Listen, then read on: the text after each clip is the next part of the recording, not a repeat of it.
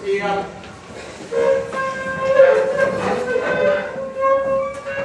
Assalamualaikum warahmatullahi wabarakatuh. Waalaikumsalam warahmatullahi wabarakatuh.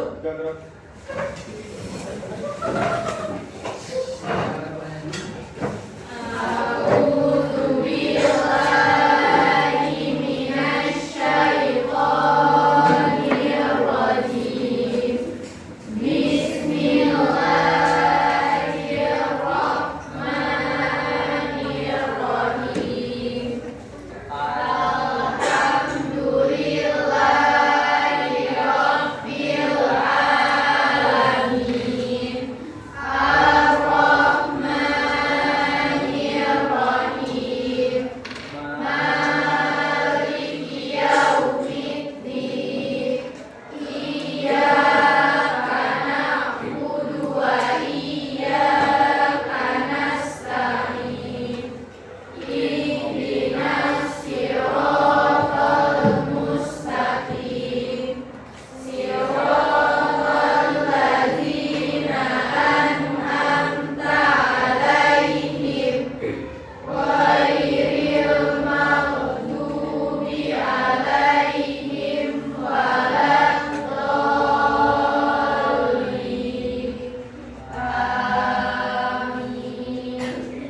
Bismillahirrahmanirrahim. Rabbi shrah li sadri wa yassir li amri wahlul 'uqdatam min lisani yafqahu qawli. Rabbana zidna ilman warzuqna fahman birahmatika ya arhamar rahimin. Amin. Ada yang pilih lawan? Hadir Pak. Dia akan menjelaskan. Alina Zahra. Asal kayak bisa. Hadir Pak. Dan dia beres. Desi Simaharani. Mereka bagaimana? Fatir, Fatir hadir. Izin Pak. Hadir Pak.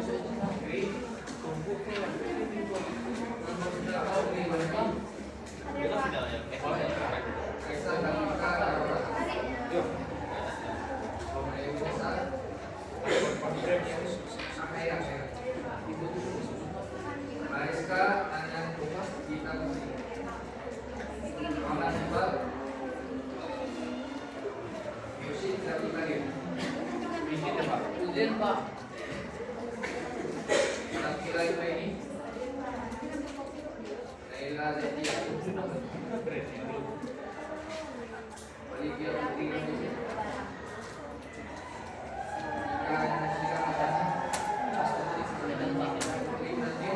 Medan Pak. Itu Pak. Enggak, Medan tuh.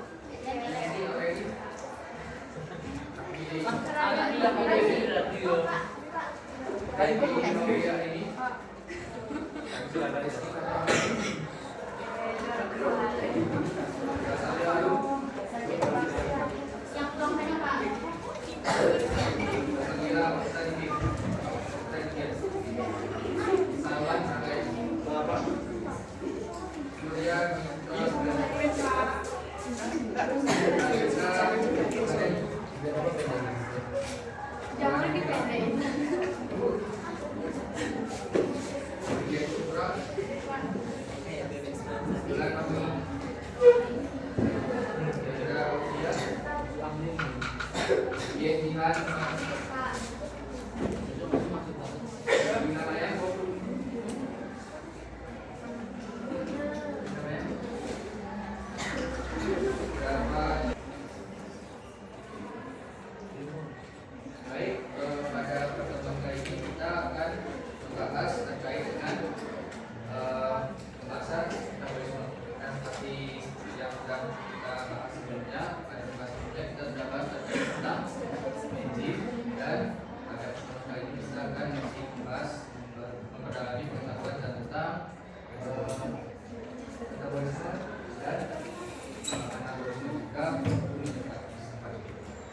sebelum kita masuk ke metabolismenya, Pak ingin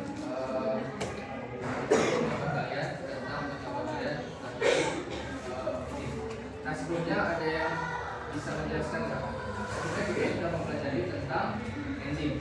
Nah, apa kaitan enzim maupun mekanisme di dalamnya terkait dengan metabolisme yang akan kita bahas pada pertemuan hari ini? Ada yang bisa jawab? Silakan ada salah baru menyampaikan pendapatnya. Hubungan antara enzim yang sudah kita bahas sebelumnya kaitannya dengan metabolisme. Boleh? Jadi enzim itu pengertiannya kan senyawa kimia berprotein yang bekerja sebagai biokatalisator atau sebagai protein yang mempercepat reaksi kimia dalam tubuh makhluk hidup. Terus kalau di metabolisme metabolisme ini sendiri artinya itu kayak segala macam reaksi yang terjadi dalam tubuh makhluk hidup. Jadi enzim ini mempercepat reaksi yang udah yang di metabolisme. Terima kasih. Ada yang ingin menambahkan? Baik, jika ada beri terlebih dahulu. Jadi kita akan sampaikan manfaat kita mempelajari enzim itu adalah enzim ini sendiri adalah senyawa yang mempercepat reaksi yang terjadi di dalam proses metabolisme.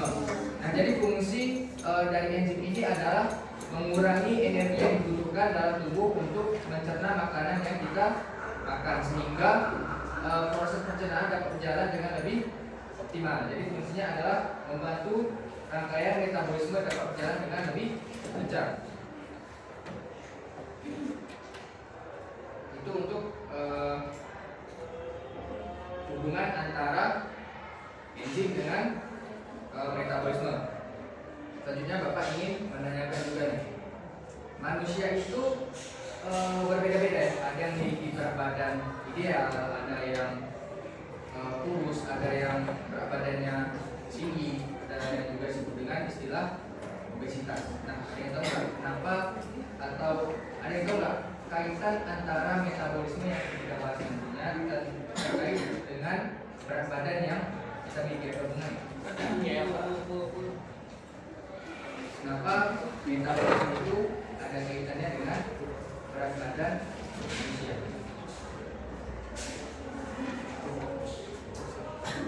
Yang bisa jawab?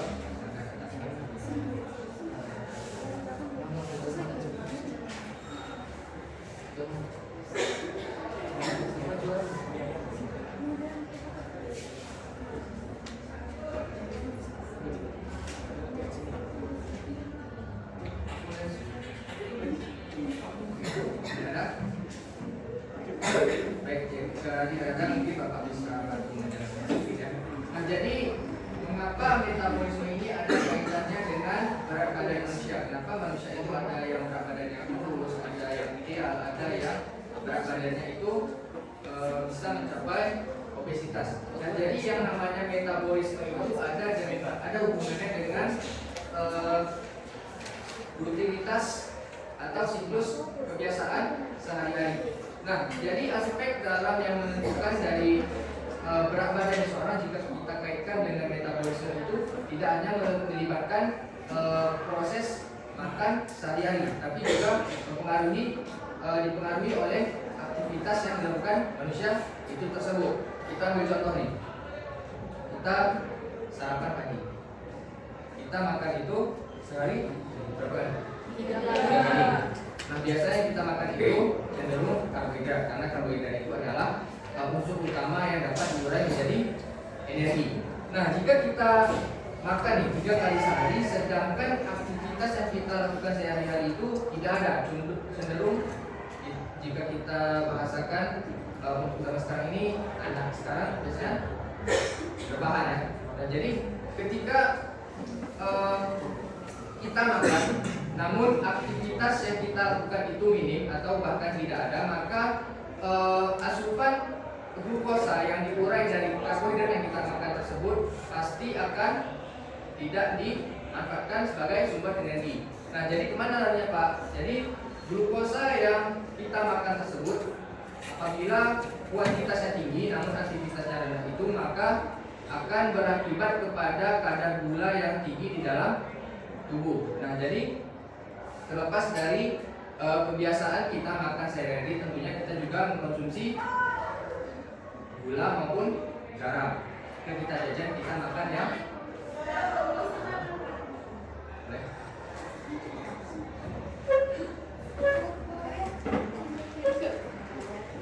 Oke, kita lanjutkan ya.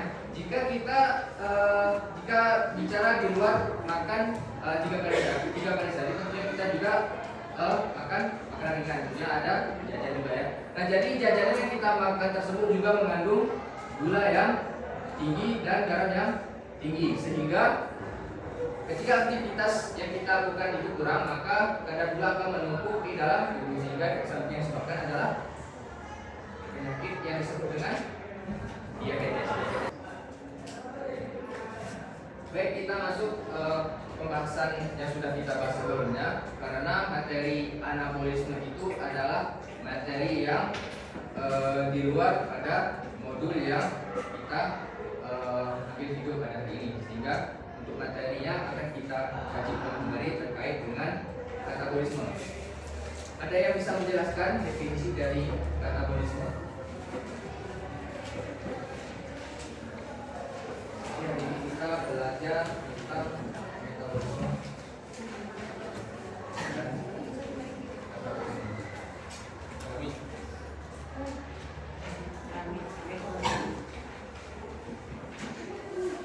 ada yang mau menyampaikan pendapat? Boleh? Jadi katabolisme itu merupakan penguraian senyawa kompleks menjadi senyawa sederhana dengan bantuan enzim. Contohnya itu ada respirasi. Yaitu respirasi yang tidak penguraian bahan makanan yang menghasilkan energi.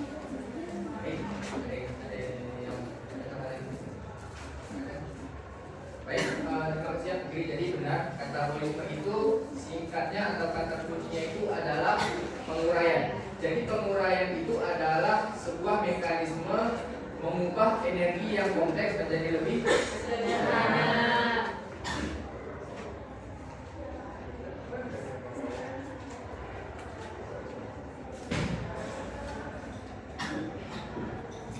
Nah, jadi kalau bicara metabolisme, ada yang namanya katabolisme dan yang satu lagi ada yang namanya anabolisme. Jadi anabolisme ini adalah kebaikan dari katabolisme. Kalau katabolisme itu adalah penguraian, sedangkan anabolisme adalah penyusunan.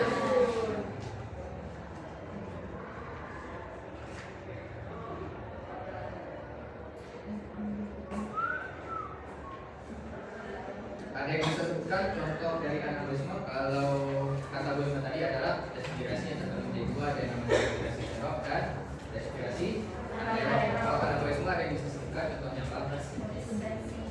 Nah, ya. Jadi untuk anabolisme sendiri contohnya adalah fotosintesa.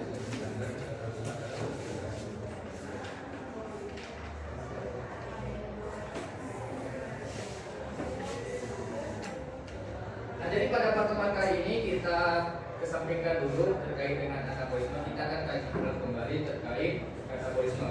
Nah, katabolisme sendiri ini merupakan serangkaian reaksi penguraian zat yang terdapat dalam tubuh yang terdiri dari 4 tahapan ya.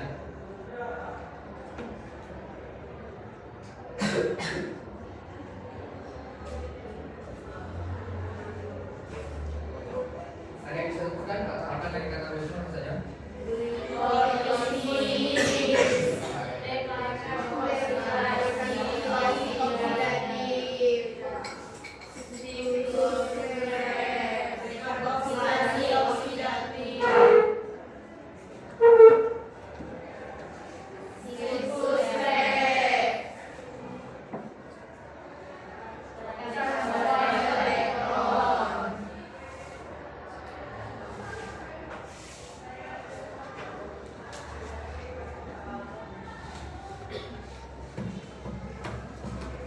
Jadi pada pertemuan kali ini kita akan kaji ulang terkait lipolisis, proses oksidatif, siklus Krebs dan transport elektron. jadi yang namanya katabolisme itu seperti yang disebutkan tadi ada yang namanya respirasi. Pada tahapan ini kita akan mengulik tentang respirasi aerob.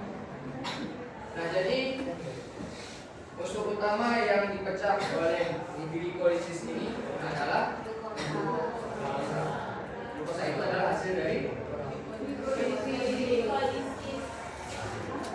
glukosa itu adalah hasil pemecahan dari karbohidrat melalui enzim amilase yang kita bahas sebelumnya. Nah, karena tahapan utama yang sudah kita bahas kemarin, kalau karbohidrat yang kita makan dalam bentuk nasi itu sudah diubah oleh enzim amilase menjadi glukosa. Nah, pada tahapan ini kita akan membahas perubahan glukosa melalui tahapan glikolisis. Apa hasil akhir dari glukosa? Dari hasil glikolisis ini kita akan selanjutnya.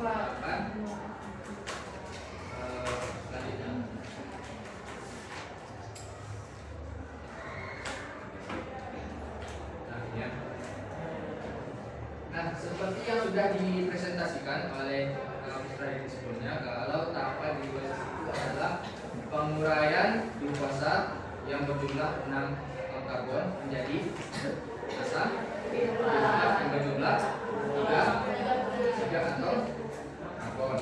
Nah, di samping itu ada hasil-hasil lain yang dihasilkan dari tahapan glikolisis. Di antaranya ada NADH. Panjangan dari NADH adalah nikotinamida, adenin, nah, hasil dari glikolisis ini berupa NADH juga dapat diuraikan menjadi ATP yang akan dilakukan pada tahapan akhir, nantinya pada tahapan transport elektron. Kita sampaikan NADH terlebih dahulu, kita masuk ke hasil lainnya. Selain dua ATP dan NADH, unsur apa lagi yang dihasilkan dari tahapan glikolisis?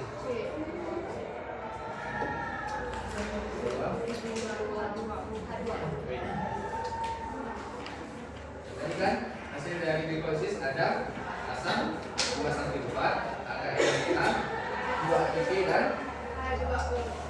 Nah, selanjutnya setelah fruktosa 1,6 difosfat terbentuk, barulah pada tahapan ini glukosa dapat dipecah menjadi gugus yang lebih sederhana. Pada tahapan ini hanya satu gambar yang ditampilkan, tapi perlu diketahui pada tahapan ini dua tahapan berlangsung pada waktu yang bersamaan, sehingga pada tahapan ini sudah terjadi tahapan yang menghasilkan energi. Pada tahapan awalnya setelah fruktosa dipecah menjadi gliseraldehid 3 difosfat, selanjutnya NAD. Ada yang tahu panjangan NAD itu apa? Nicotinamide adenin di nukleotide akan mengoksidasi satu plus karbon sehingga mengikat atom K di dalamnya.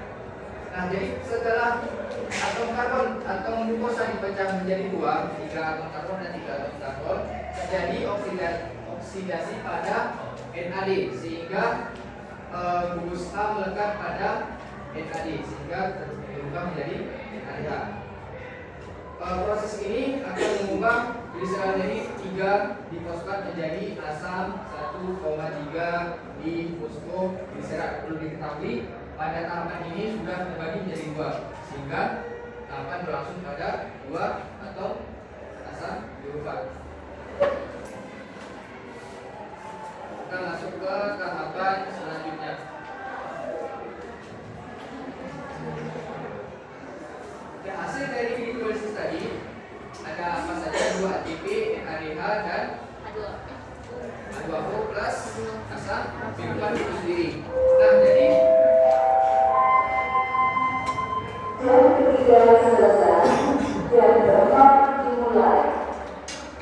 Nah, jadi kita lanjutkan ya. Reaksi selanjutnya adalah dekarboksilasi oksidatif. Nah, bahan dasar yang dibutuhkan untuk berlangsungnya dekarboksilasi ini adalah hasil dari glikolisis tadi. Bahan utamanya adalah asam pirufat. Nah, jadi asam pirufat inilah yang nantinya akan diolah menjadi asetil CoA. Nah, bagaimana Pak tahapan asam piruvat itu bisa berubah menjadi asetil CoA? Nah, jadi pada tahapan dekarboksilasi oksidatif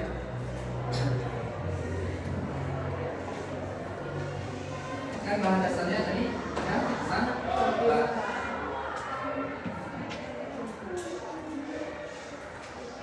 Dia bereaksi dengan dua unsur. Bisa dibuka bukunya.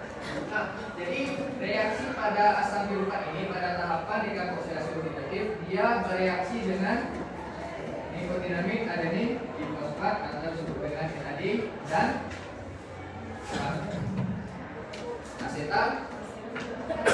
asetaldehyde. Jadi asam piruvat itu bereaksi dengan NAD plus asetaldehyde. Reaksi ini akan menghasilkan asetil enzim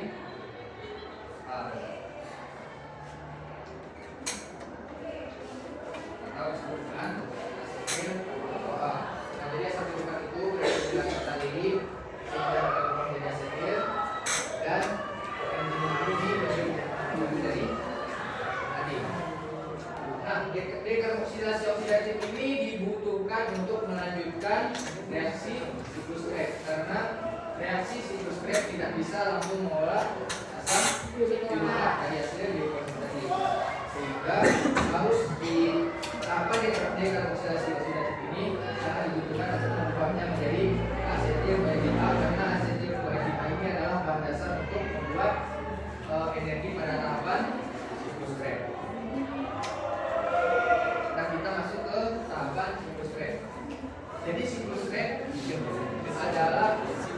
ini adalah tahapan berulang atau rangkaian yang terjadi secara siklus. Intinya tahapan ini terus berulang. Jadi pada tahapan asam piruvat tadi, karena glikolisis menghasilkan dua asam piruvat, jadi dekarboksilasi oksidatif juga menghasilkan dua asetil CoA. Kita masuk ke tahapan yang terakhir. Yang terakhir ini adalah transport elektron. Yang dimana transport elektron ini adalah proses akhir dari metabolisme untuk menghasilkan energi di dalam tubuh. Dalam hal ini kita bicara tentang glukosa atau karbohidrat. Bagaimana karbohidrat dipecah menjadi energi. Nah, pada tahapan ini setiap ATP tadi dihasilkan dari glikolisis, dekarboksilasi oksidatif, sama siklus Krebs akan diubah menjadi ATP. Ada yang namanya NADH dan juga NADH tersebut akan dipecah juga menjadi ATP. Ada yang tahu berapa hasil akhir dari tahapan katabolisme untuk karbohidrat atau glukosa? 38. Jadi hasilnya adalah 38. Nah, ini adalah rangkuman terkait dengan respirasi aerob pada tahapan ini. Kita bicara tentang karbohidrat.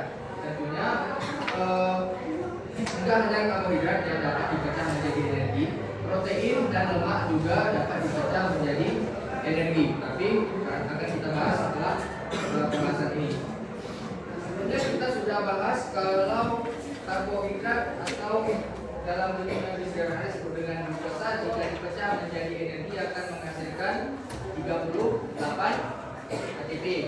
Nah, kalau kita berbicara masalah lemak, energi yang dihasilkannya tentunya lebih tinggi karena lemak ini adalah senyawa yang dapat disimpan dalam tubuh jika tidak dibutuhkan dan pada saat tubuh tidak memiliki asupan nutrisi yang mencukupi, maka lemak inilah yang akan diurai menjadi energi. Kemudian dikerjakan satu meja satu PKPD yang terdiri dari orang.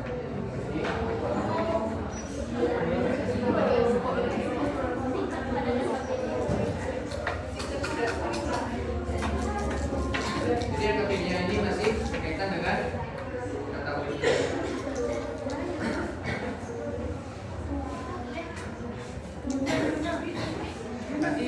untuk kelompok 1 dari sekian 1, 2, 3, 4 sampai saya ada 12 kelompok.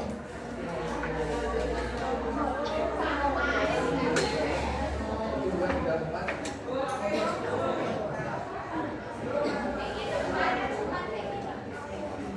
Mana ya?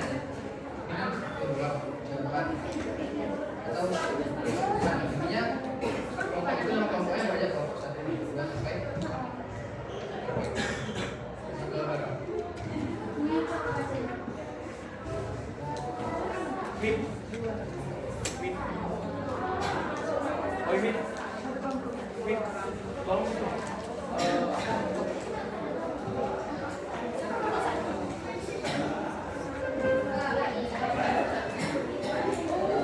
Di sini kayaknya mau begini.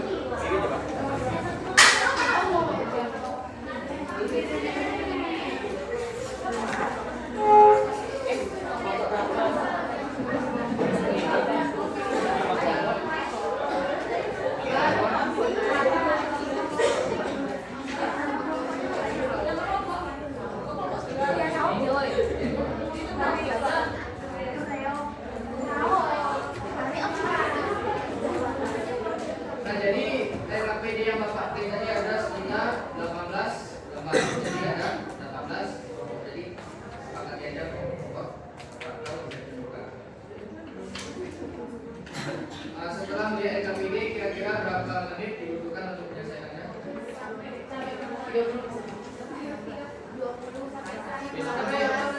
Sampai 24 jam ya? Memang kita karena bermain nanti di jam 20.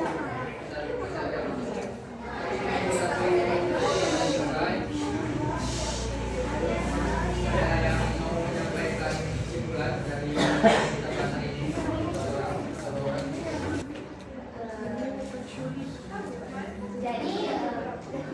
Jadi Pak, di sini saya mengambil kesimpulan bahwa di sini kan kita udah belajar tentang katabolisme makan.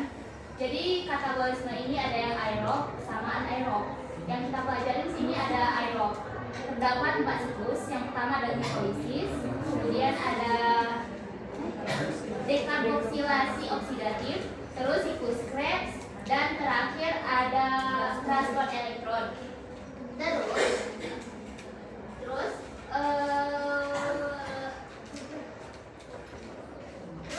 di sini pada siklus Krebs ini dia menghasilkan ada 6 NADH, terus 2 FADH, terus ada berapa? Pokoknya totalnya semua ada 38 ATP.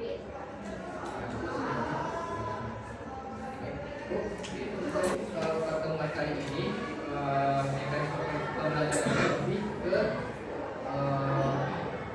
bukan pendapat dan diskusi. Maka sebelum saya tutup, saya mau refleksikan itu pembelajaran ini apa itu pembelajaran untuk topik katabolisme. Mungkin ada pembelajaran katabolisme